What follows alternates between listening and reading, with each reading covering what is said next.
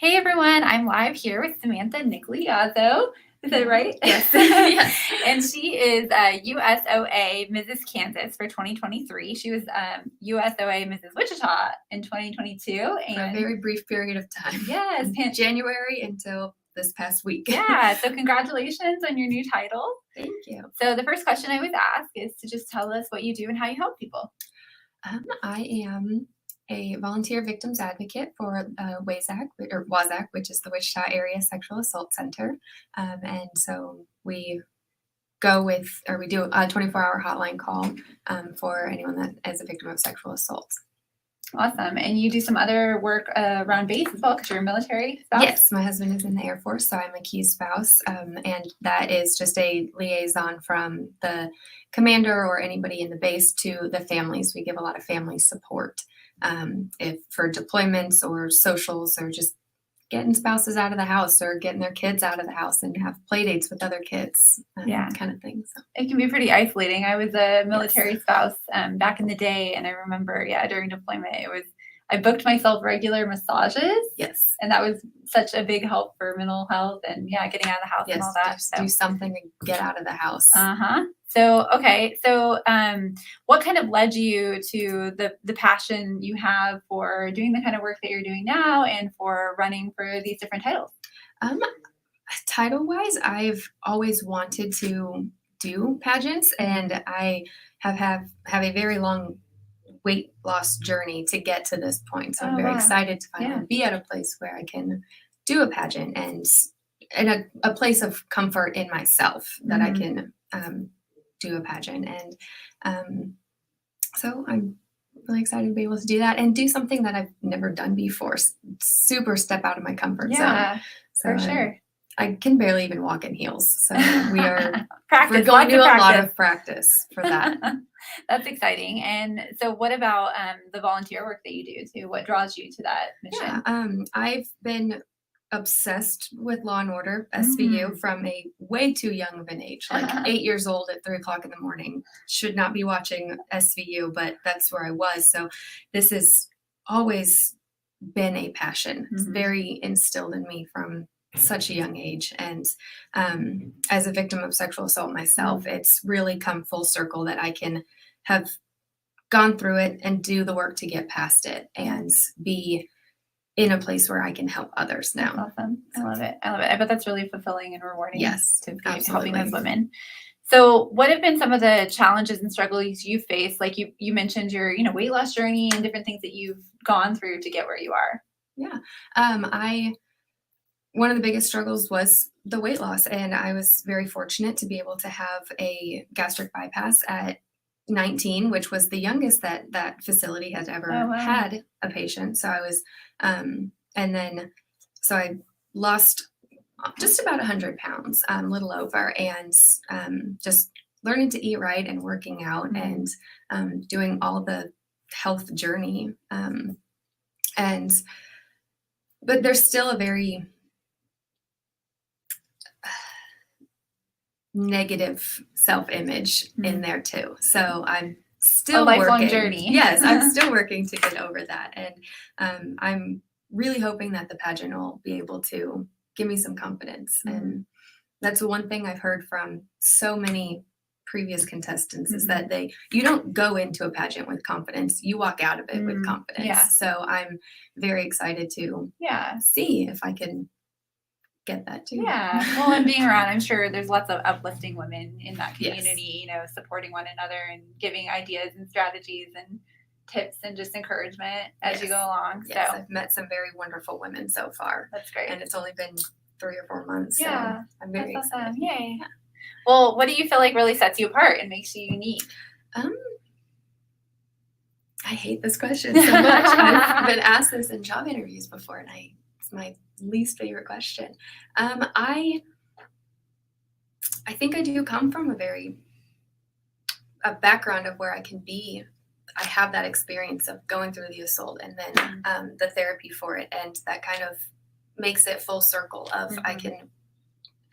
No 2 assaults are the same. I would never say that, but it is the grieving process and the trauma of it, and it's very everybody needs something different, but they're all kind of interconnected at the same way. So it's a very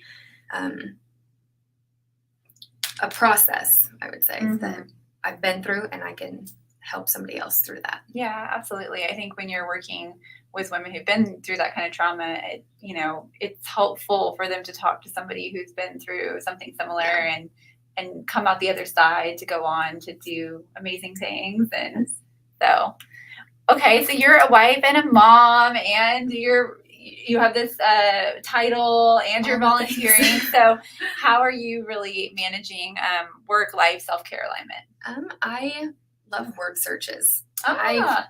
I've got a word search in my purse. Always have a book with me. All the times you're waiting, right? Yes, in line or whatever it is. And it's the time where I don't have to think. I don't have to do anything but search for one word in a puzzle, and it's just so not numbing, but just it's almost like your meditation, like a mindful exercise. Yeah. And so I love to do word searches, but I like to read and cook and do a lot of yoga too. So, oh yeah, those are all good, like body calming things and mind calming as well. Yes. I'm trying to get into riding our stationary bike a little bit more. I'm trying to get at least 20 minutes a day, so I can get about. You just have to find a TV show you love, and you can only watch it when you're doing the stationary bike. That's how you do it. That's what I need to do. You're like addicted to the show. You got to get on. I can only watch a show when I'm on the bike. Exactly. So, yes. So you're a newer bee. So how do you feel like the Hive's helped you so far, or what are you looking forward to being a part of the Hive? Just last week, I was doing a training class for WASAC, so I was able to come and use this room to do a couple of our training hours. So that was great to have it's a very sensitive subject, and when you have kids at home, I can't really be around them and talk about all the things that we need to talk about in training. So it was a good point. Very helpful to have a space where I could come and just have quiet, but also be able to talk about all the things. And then I'm really just looking forward to connecting with other organizations and networking with other bees. Even when I was waiting for my training spot last week, I met a couple of ladies in the out in the main space. Yes, I was like, and so it was she was an artist. She's got some of the work that's in the building. So Eileen or Jess. Do you remember? Yes. Awesome. Yeah, we have all women artists, local women artists up in the space. Wonderful. Well, if you have time on Monday, and I'll remind everybody else, we have a Hive Mind coming up. It's from 6 to 7 on Monday evening, and then from 7 to 8 there's a mixer, so you'll get a chance to meet some other bees if you can make it. Yeah. So what insight would you give to somebody who's maybe at the beginning of like their pageant journey or volunteer journey, whichever direction you want to take it? Do it scared. I'm terrified. I've never been in a pageant before, so this is so out of my wheelhouse, and I am really pushing myself to step out of that comfort zone, and I'm so excited, but I'm still terrified. And it's not going to get any easier until I'm on the stage and walking through. So it's just do it scared. And you got to start somewhere. And I would so much rather say, wow, I can't believe I did that, than I wish I had done that.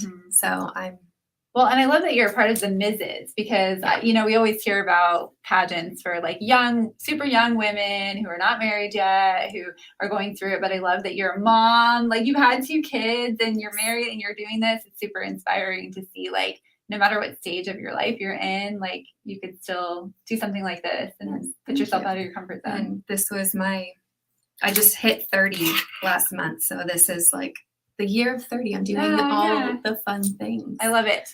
I love it.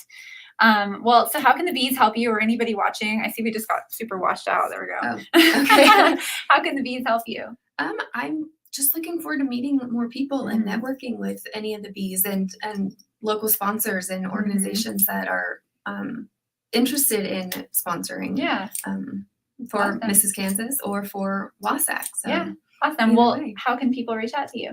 I am on Instagram, and it's still the Mrs. Wichita, so still super new. So my Instagram is still USOA Mrs. Wichita 2022. And then we're phasing into Mrs. Kansas in the next coming weeks. So. Yay. Awesome. Well, have a great rest of your week. Thanks for joining me today. Thank you. Thank you for having me. Bye, everyone.